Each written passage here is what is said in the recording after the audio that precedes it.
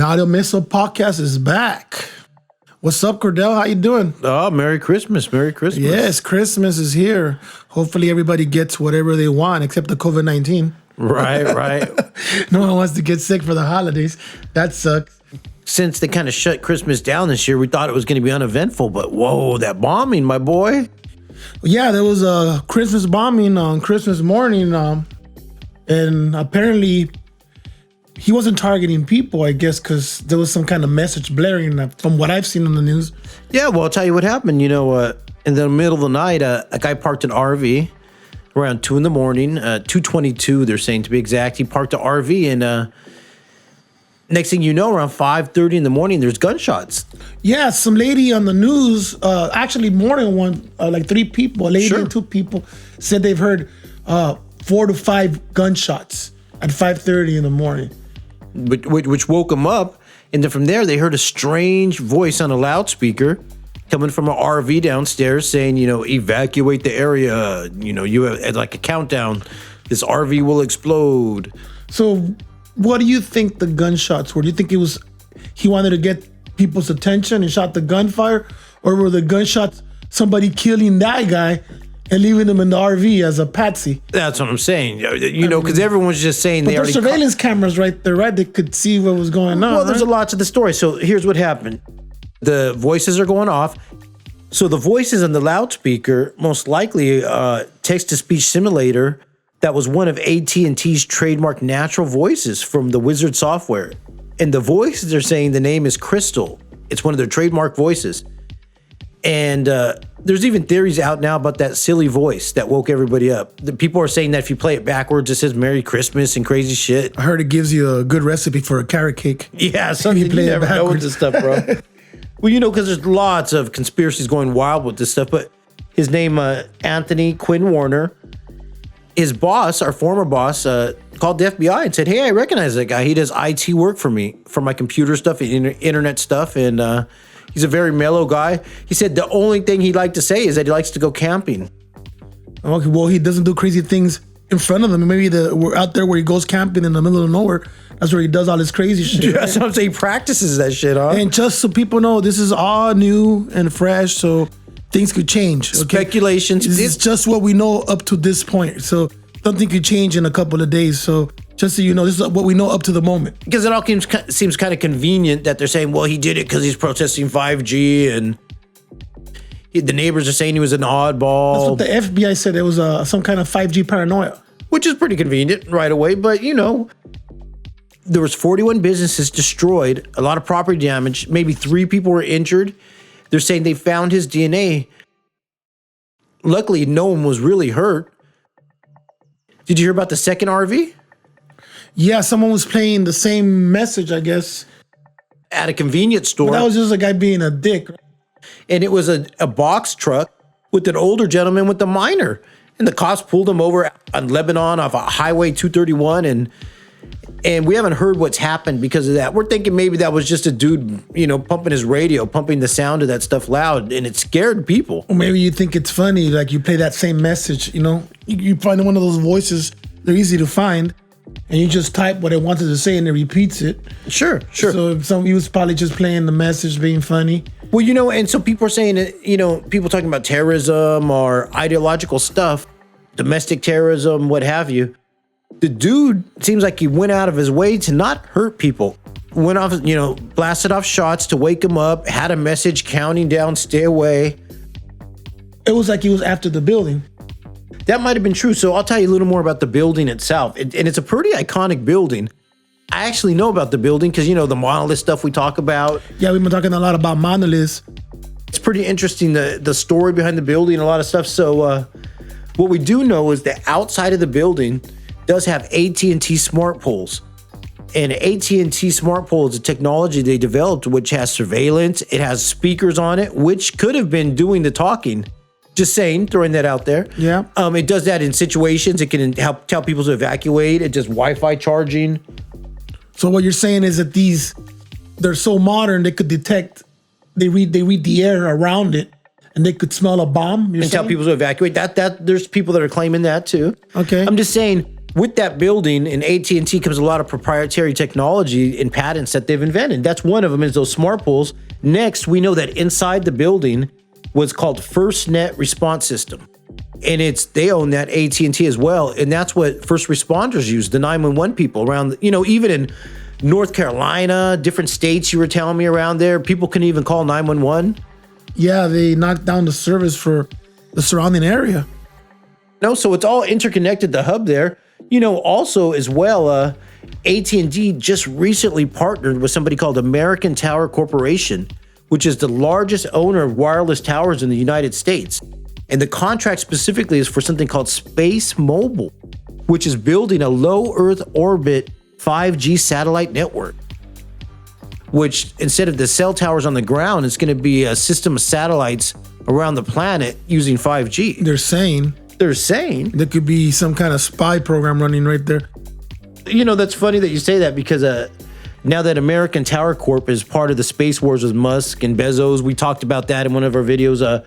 Just to let you know, last month on November 6th, China successfully launched an experimental 6G test satellite into orbit. 6G, huh? Yeah, dude. Wow. You guys talking about 5G. They're already doing 6G, and the satellite went up there to test and verify what's called terahertz. First off, before you go further, what's 6G going to do to me? Because they were all saying 5G was going to kill me, right? Well, that's what I'm saying. So what's 6G going to do to me? Well, I'll tell you, it works at a faster speed. So 6G, huh? Well, I'll tell you, the satellite is going to test and verify what's called terahertz communication technology in space, which will be a big breakthrough.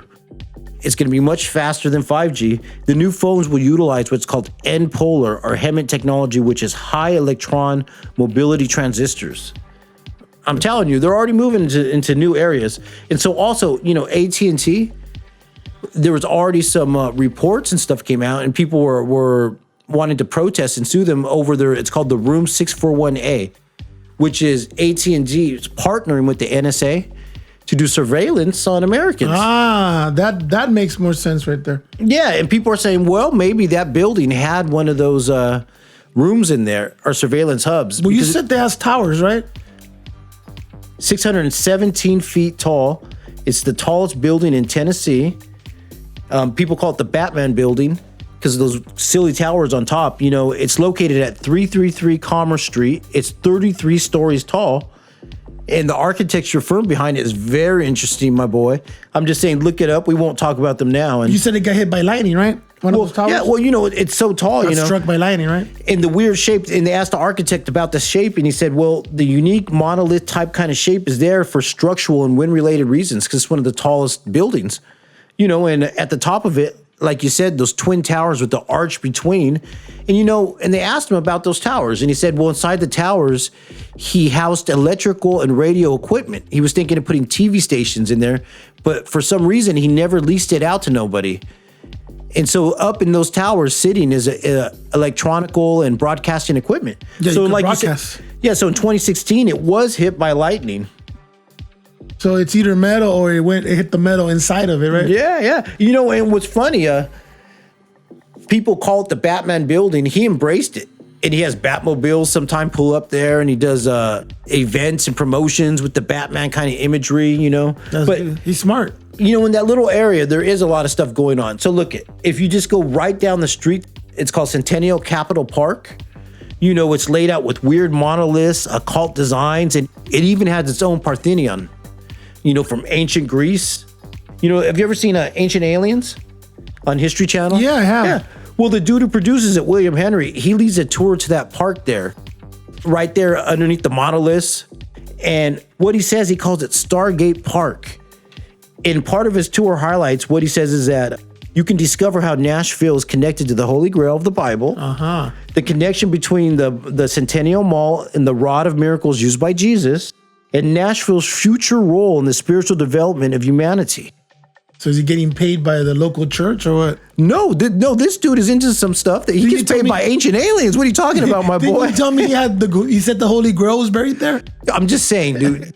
That little area right there, the masonry, the Freemason stuff, and the architecture of the building, the little mall, the connections of a lot of stuff there.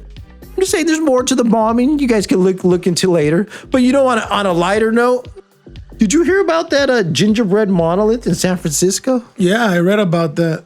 Somebody went out there and made, see, they can make them out of anything. Well, they already tore it down, my boy. Like the city or some jerk? It had caution tape and it was torn down. What's going on? Oh, at least they got some pictures of it. And guess what? We got an update about the Utah one, too. Oh, yeah. You are listening to the Audio Missile Podcast. Utah, that first monolith got it on the map and everyone started going crazy with that. Well, And you told me it had been there for 4 years, right? Well, they found out. They started doing research and an investigation into that Utah monolith. And remember the guys who took it? Well, guess what? They put it in their backyard and they made videos with it and posted it. And that got them in trouble with the feds and the BLM. They had to get attorneys. I guess they would get in trouble because they were probably investigating. Yeah, it's evidence and investigation. Exactly, right? So they had to get attorneys to negotiate the And release that's federal of the land, right? Yes, sir. So that's like a federal offense. And they wanted it back. That's serious shit. And so they got attorneys, and then after that, even worse, they started getting death threats. There's on their social media, people started calling them. Pro Monolith? Yeah, both. And even at their work, they got calls where people would whisper and like, "Oh, where's the monolith? Return it. I am your father." So they still have it? No, they gave it back. They surrendered it? They gave it back. And guess what? The BLM let them off the hook on it. They said, we're not going to press charges since you gave it back. So the guy started the Desert Collective Foundation, which is a nonprofit. And the reason they said they took it in the first place was because of environmental pollution and blah, blah, blah. Too many tourists out there, and they thought it would mess up the land. So now with that nonprofit, they're going to take the money and go out and pick up litter around the desert and other places. Okay. In these sacred lands. So That's what they should have done from the get-go, just go pick up some trash. no, I'm telling you. Eating stuff. And you remember the other thing we talked about, the kids that went up there and destroyed the monolith to put the cross, the little mini crusaders, junior crusaders. And you know what? And they're not that smart, right? You know what I mean? That's insane. But my boy, it turns out that people are saying, I can neither confirm nor deny this, but they're saying they're followers of Nicholas Fuentes Jr., the Groper Army. You know about the Groper Army, my boy? You told me. Pepe the Frog. Oh, Pepe the okay. Frog. They turned that frog into, made it a racist frog. It's big on 4chan, and a groper is a variation of the frog, and that's their symbol. And also the word kek. But what's funny? But these guys are white nationalists, right? Oh yeah. And who's the leader of this? Well, one of their leaders is One of the factions. As well? Yeah, as Nicholas Fuentes. It sounds very white. Fuentes. Yeah, right. Yeah, the dudes are like 22 or 23 years old, and they're youngins, but they have an ideological belief, white supremacy. He grew up on the other side of the tracks. Because remember they were chanting America First? That's the name of his podcast, is America First, and his little groper army. But, it's funny, part of their term they use is Kek. And Kek is the actual god of the darkness from ancient Egypt that's associated with pillars like Djeds and Obelisks, which is ironic. I'm just saying, my boy. They did some research. Yeah. It's so funny because now there's up to I think it's 72 as of last week, monoliths around the world. They got more because they got a wiki page I've been following it, dedicated to it, the Wikipedia page, which tracks it around the world. I'm thinking one of them is alien, and then all the other ones are decoys to kind of to distract us from the real one. A real one out there on the search. That sounds like a video game, a megalithic ARG. It's called Search for the Real Monolith. The government already took the real one. They just left all the fake ones there, So we can go a little deeper into these little monoliths and get a little history in it. Like the past couple episodes, this will recap some of the history in ancient Egypt with it. So what we know is that monoliths and obelisks, as well as the Stauros from the Bible, which is a pillar that Christ was crucified on, are both functional and symbolic. And I mean symbolic, they're stand for spiritual beliefs, but functional in that they may hold electricity and have acoustic property. You said there's like a tuning fork. You hit them and it'll make a sound, right? Yeah. Like like that humming noise we hear every morning. Yeah, there's some fucking weird humming noise. Over here where I live, there's like a weird. It's not a humming noise. It's a ringing noise. The humming noise is electricity. Sure. When there's a lot of electricity going through, you'll hear like a humming. A power transformer on the line. This is more like, this is not a humming sound. Well, Happens all the time, though. I know you were talking about you were looking online, and you said it happens around the world that people are trying to the mysterious high, they call it a high frequency pitch. Well, that's funny you said frequency pitch because also last week we That's talked why I was remember about the monoliths. You said they have a tuning fork, a high pitch. Sure, and we also talked about pylons, which are the front of Egyptian temples, those weird structures, and which means gateway in ancient Greek. And what's funny, there's always an obelisk in front of the pylon. 2 obelisks are placed on each side, and it's said that there's an electrical field between those 2 obelisks. Delta pylons, which are electrical towers. Well, the Egyptians used to make batteries out of clay and copper and salt water and I don't know what. Dude, you know about that? Yeah, the Baghdad battery. That one had an iron rod, copper tubing. They would use vinegar as an electrolyte and someone solution. Made a replica, right? Yeah, and they tested it, hooked it up and to the electrical meter. Well, how much current does it give you? Because a potato gives you current too, right? Sure, I've heard that as well. You got to build a big one, and maybe you build it like a monolith size one. Because remember, we saw the article that just came out last month talking about red bricks hold heat or electrical energy. Yeah, I saw that on YouTube. Also last week we talked about Solomon's temple, Jachin and Boaz, which is from the Bible, which had those pillars in front of it. But biblical researchers have reconstructed the measurements from the Bible, and they're saying it was actually 180 feet tall, the front of the temple there, like a megalith or a monolith. And it had the 2 bronze pillars like obelisks in front. We'll show pictures of that you can check out. Maybe it was just an architect design right? that people liked back in that time. And that was the look. And we're overthinking it. So, and we'll close it out and we'll talk about the raising of the Djed ceremony, which is famous in all those hieroglyphs. Like if you look at the obelisk is one thing, but on it are hieroglyphs. And on the hieroglyphs, they enact these ceremonies. And one of the ceremonies is called raising of the Djed, which is this monolith or giant metal pillar, sometimes wood made from different types of metals. And people said it had an electrical current. You could see from the hieroglyphs, people talk about that, as well as saying that it would hook up to those batteries, the Baghdad battery. What would they run with those batteries? To do electro. They didn't have light bulbs. No, right? to do electroplating. Okay. Like you ever seen like King gold. Tut's? Yeah, to do gold. That's one of the terms for electroplating. I guess they had chrome chariots. The original lowriders. Right. And one of the terms is called the Parthian battery or the Baghdad battery, which is when they use the solution inside that ceramic jar with iron rod and a copper tube. And vinegar, you said, right? And vinegar as an electrolyte solution, and we can even get into monoatomic gold or ORMUS, but we'll save that for other episodes down the road, folks. But we're just saying these monoliths, there's more to it. So in the Bible, in ancient Egypt. That's crazy. So there's more to it than just a piece of metal out there in the middle of the desert. And they're disappearing. People are taking them down and showing them. So it's like a video game now. They're probably like trophies now. Right. Oh, I like that. A trophy, my boy. Yeah, you take it and you put it in your backyard and look, I took the Utah monolith. Right. Well, hey, they did, and look what happened. They had to get attorneys, and they got death threats. Taking pictures and putting it on social media, but if they would have kept that shit quiet, no one would have even found out. I mean, he almost got fired from his job. His boss is like, hey, people are calling about the monolith.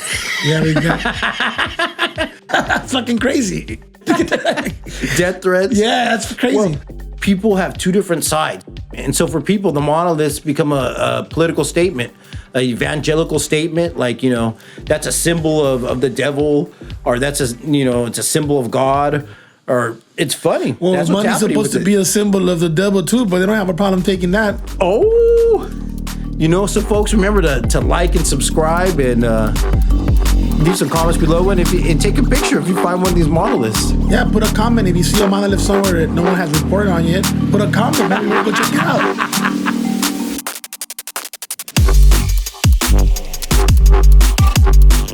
You are listening to the Audio Missile Podcast.